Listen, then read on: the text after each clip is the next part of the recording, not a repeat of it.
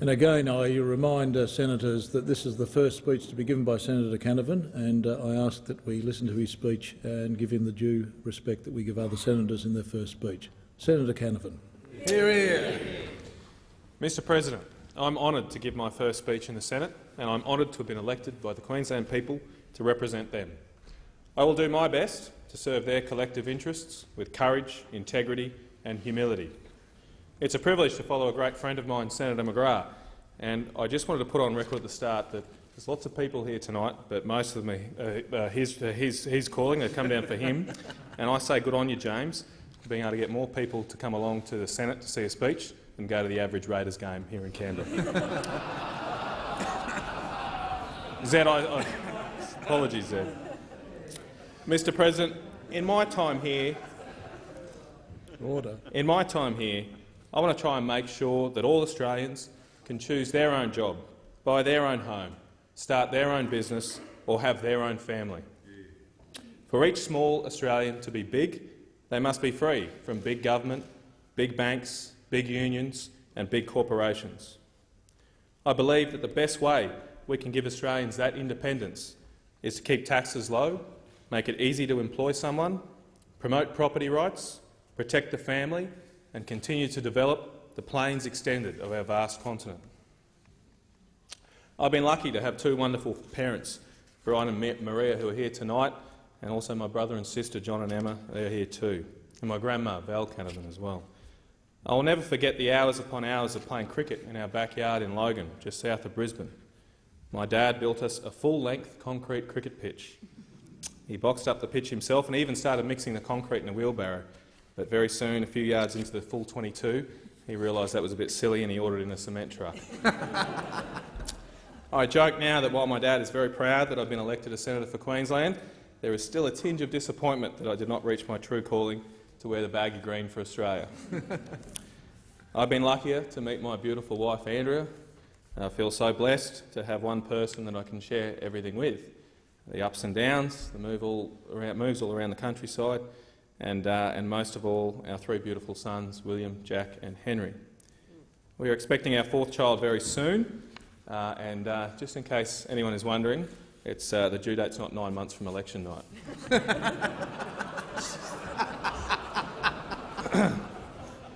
I started talking about my family tonight because that is the reason I got involved in politics. I wanted to do something where my children could see the differences that I was making. So one day, when I was sitting in front of a computer at the Productivity Commission, I cold called Tony Abbott's office and I asked them if he needed an economist. They didn't, but Barnaby did, so I ended up with him. I did. It wasn't meant to be a joke. I did not know Barnaby then, but I met someone I grew enormous respect for very quickly. You get to know your bosses very quick in politics. A few months in, we were in an election campaign, and one night, right in the middle of the campaign, we were sharing a particularly comfy room together, where the beds, two single beds, would have just been half a metre at most apart. We tucked ourselves in for the night, and then I remembered that I hadn't called my wife, so I got out my phone and texted my wife, "Hi babe, love you, miss you lots." At least I thought that text went to my wife.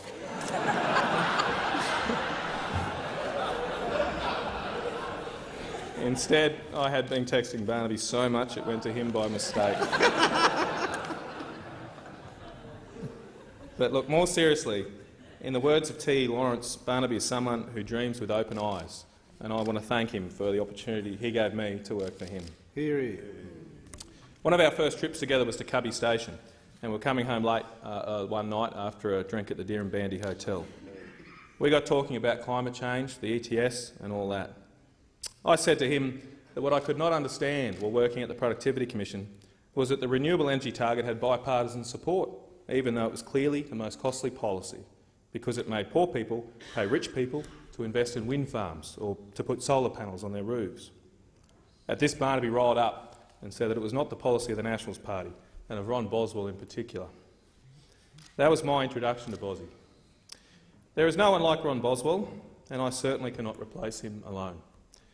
It is up to all of us in the National Senate Party room, Nigel, Fiona, Wacker, Bridget and Barry, to follow Ron's example and take up the fight for causes we might not want to fight for, we might not think we can fight for, but we know we must. I come into the Nationals Party room not as your typical Nationals Party senator. I'm not a farmer, I'm not a small businessman, I'm an economist who has spent most of my time working for the Productivity Commission. We are lucky to have an organisation like the Productivity Commission. There are very few independent organisations in the world that are set up by governments to criticise governments. In my time there, Gary Banks led the organisation with consummate skill, and I thank him for taking the time to come here tonight. My first boss, Ian Gibbs, is also here, and I'm expecting later tonight to receive a copy of this speech back with lots of corrections and red ink all over it. It is an unusual path to travel from the Productivity Commission to the Nationals Party. The predecessor bodies of the Commission fought famous battles against a great leader of the country party, John McEwen. But those battles about protectionism are well and truly behind us. John McEwen's underlying principles and values are what we should remember today. What drove John McEwen was not a desire to impose higher tariffs, but to protect the wealth-producing industries of our nation. Once again, our wealth-producing industries need support. Our agricultural, mining, manufacturing and tourism industries face high taxes, over-regulation and, most of all, a complacency that they will keep producing wealth regardless of what we do in this place. While I was at the Productivity Commission, I was constantly reminded of how important it is to get the costs of business down. We spent 30 years in Australia removing tariffs to reduce business costs. We deregulated financial markets to reduce business costs, and we reformed our energy sector to reduce business costs. It is now often forgotten how successful that was. From 1990 to the mid-2000s, electricity costs fell by 27% in real terms for businesses. For the past half a decade, we've followed the opposite approach. We've imposed a carbon tax and a renewable energy target that increased business costs. We've unwound many of the improvements to industrial relations that provided a way to link greater productivity to higher wages. We have gone from having some of the cheapest power prices in the world to now be just above average. Just 7 years ago, businesses in Australia paid less than 10 cents per kilowatt hour. Today, many pay more than 20 cents per kilowatt hour. In the United States, businesses there pay the same prices as we did just a few years ago. We have very similar resources to the United States, abundant supplies of coal and gas, but we give up our natural advantage in wealth and job creation when we turn our back on them. I want to put on record my admiration and support for our fossil fuel industry and the thousands of jobs it supports, including my brother's. Fossil fuels have made more contribution than almost any other product or invention towards humanity's long ascent from lives that were nasty, brutish and short to ones of comparative luxury and leisure. The only form of energy that I want to promote is cheap energy, because we have a choice. We can either have cheap energy or we'll get cheap wages. To get cheaper energy, we need to rediscover that the whole point of providing infrastructure is for the users of infrastructure, not the owners. We have made a mistake to put the profits of electricity and gas networks ahead of lower prices for end consumers, the businesses and families. We need a new national productivity agenda to bring down the costs of doing business, to boost productivity and to create well-paying jobs. Higher productivity is the only viable way to lift our standard of living over the long term. Mr President, while I am an economist, our national debate is sometimes driven too much by economists. There are lots of truths in Adam Smith, but there is also lots of truths in Aristotle, Aquinas, Hobbes, Rousseau and Rawls. Just because something doesn't have a price does not mean it has no value. In the Nationals Party, we believe that small is beautiful. Small farms and small businesses allow more Australians to have a stake in their country. Smaller towns provide for greater community spirit, and the smallest social unit of society, the family, is the most important one for us all. As Aristotle noted, the nature of everything is best seen in his smallest portions.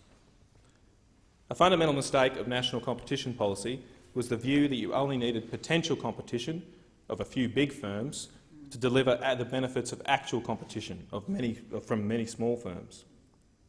The lived experience of potential competition has not delivered the goods. Farmers struggle to achieve a return on assets of more than 2%, while our major supermarkets and banks make returns regularly of more than 10%. It is not right that the people that produce our food and grow our food make returns so much lower than the people who sell our food. Our competition laws are too focused on protecting against monopoly power, but just as economically ruinous can be too much buying power or monopsony. It is probably a bigger issue, monopsony, for our economy because we are a relatively small size, we have highly concentrated markets, and we are a long way from potential overseas buyers. Apple growers in Stanthorpe rely heavily on the major supermarkets. Sugar growers generally only have one mill to sell to. And grain growers, despite selling all around the world, have limited means to transport their product to market. Yet Australia's seminal legal textbook on competition laws does not mention the word monopsony or buying power once. This is not a criticism of the authors. They are simply reflecting the state of our laws and our jurisprudence. Too low prices can be just as detrimental as too high prices because they lead to lower supply and reduce incentives to invest in new technologies. To protect small businesses, we need stronger competition laws. We need an effects test in the Trade Practices Act. We need low-cost arbitration processes, and we need stronger penalties for dominant businesses that do the wrong thing. Mr President, we should encourage as many Australians as possible to own property. Owning property gives you both individual freedom and a collective stake in the defence of our nation, its liberties and its rights. One of the greatest days of my life was the day my wife and I got the keys to our first home. I remember that night well. We had pizza on the floor of our home. We had no furniture in it yet, but we were monarchs in a room of our own with rights that no one could dispute. But home ownership is becoming increasingly out of reach for my generation. Unreasonable restrictions on land release are part of the reason, but these are largely state issues. At the federal level, we make it harder for young people to buy their own home by forcing them to put 9.5% of their income into a savings account they may not be able to access until they're 65. I wanted to own a home when I was 25, not 65. Why make people save for retirement before they can own their own home? We should free up the rules around superannuation so that young people can use their income and their savings to buy their first home. Property rights generally are under attack in Australia. The state should have the right to promote and protect public health, safety, welfare and morals, but governments across Australia are abusing this right. Farmers have had their rights to clear land taken from them. Fishermen have had their right to fish restricted. Local councils are enforcing draconian restrictions on what can be done in self-defined green zones. And landowners have more ability to keep their mother-in-law off their property than a mining company. By the way, hi Joan, thanks for coming down.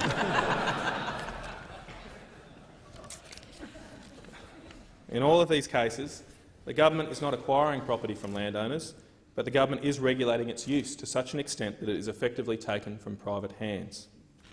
Under our Constitution, property owners only have compensation rights for the acquisition of property, not for the taking of it by means of regulation. Our Constitution differs from the Fifth Amendment to the US Constitution in this regard. American courts have developed a detailed case law on regulatory takings that define when government decisions amount to a taking and therefore trigger a compensation claim. The private individual should not pay for the public good. If the public seeks greater protections, then it should be willing to pay just compensation for them. We should look at providing the same protections as exist in the United States here, either through our own constitutional change or an Act of Parliament. Mr President, property rights are important because they help protect the basic unit of our society, the family.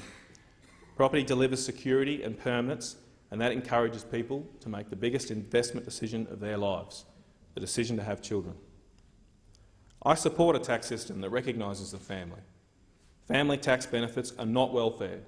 They are due recognition that families face higher, unavoidable costs and therefore deserve taxation relief. But not all families are treated equally under our tax system. Two Australian households that earn the same amount of joint household income can pay vastly different amounts of tax. Take a household of 2 children where both parents work full-time and each earn $60,000 per year. Their total household income is $120,000 and they pay about $24,000 per year in tax. Compare that to a household also with 2 children where only one parent works and earns $120,000 per year. They have the same household income, yet this household pays about $34,000 per year in tax, $10,000 more per year than the double-income household. Putting it another way, a double-income family could potentially earn up to $215,000 a year before they pay the same average tax rate as a single-income family on just $120,000 a year. This is unfair. People with similar ways and means should pay similar amounts of tax. Other countries, including the United States, Germany and France, allow parents to split income for tax purposes. The Canadian government has promised to introduce income splitting once their budget has returned to surplus. We too should have a goal of correcting the injustice for single-income families once our budget returns to surplus under a coalition government.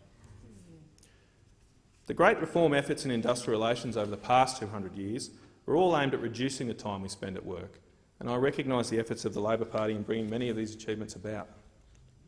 But it is a backward step in modern times that we now try to maximise the number of people in work. For most of us, what we achieve in the home will far outweigh our achievements at work. My wife and I made a decision that she would stay at home and look after our children while they were young.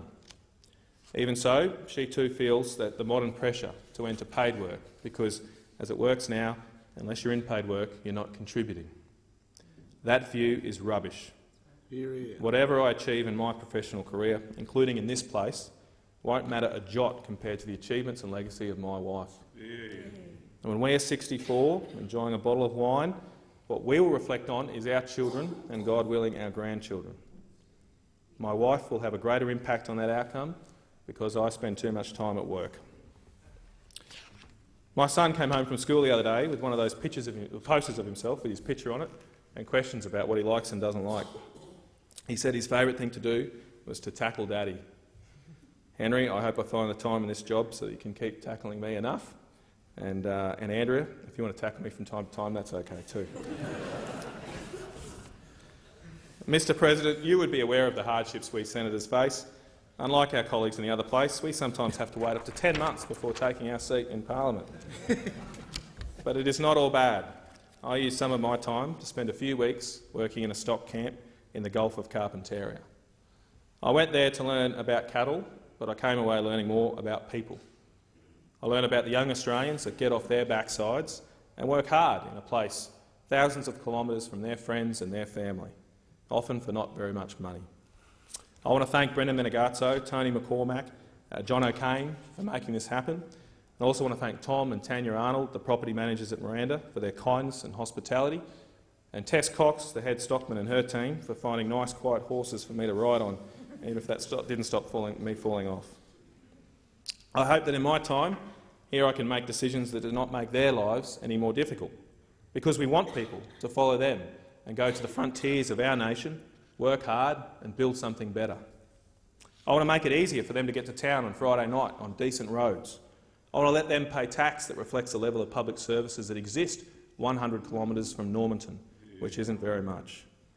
I want to let them enjoy the simple pleasures of living that life, which include fishing, rum and coke, pigging, and for some cigarettes, without putting up taxes every year or regulating every risky little enjoyment in life. Mr President, I am proud to have been elected as the 10th Liberal National Party Senator and the 52nd Nationals or Country Party Senator. I have been a member of both the Liberal and National Parties separately, but in Queensland we are a stronger unit for combining the great principles and people of these two great parties. I want to thank all members of the LNP for the work they did to help me be here. I am always humbled to see so many people who go and work for free to help me get a well-paying job. But getting elected to the Senate is a team effort. I want to thank, like James did, the great work that Senator Ian McDonald did in leading our team at last year's election. Of course, James as well for his work, but also most of all to our other candidates, David Goodwin, Theresa Craig and Amanda Stoker, who put in tireless amounts of work travelling a big state to help us all be here. Many from the LNP have travelled down here to be here tonight, but I particularly want to thank Bruce McIver and the hard work of his executive team and office team. Also want to pay tribute to Brad Henderson, who couldn't be here tonight because they work so hard. They've got another election this Saturday and they're up in Brisbane. I pray to God that he can help me meet the expectations that I have set here. I pray that I can contribute to the Senate in ways that respect and build on its great legacy. I pray that I can work with a government that returns Australia to the path of balanced budgets, returns Australia to a path where opportunity and security increases every year, and most of all, a place where all Australians can find their own independence and freedom to live the lives that they want to lead. I look forward to working with every one of you for the benefit of all Queenslanders and all Australians. Thank you and God bless.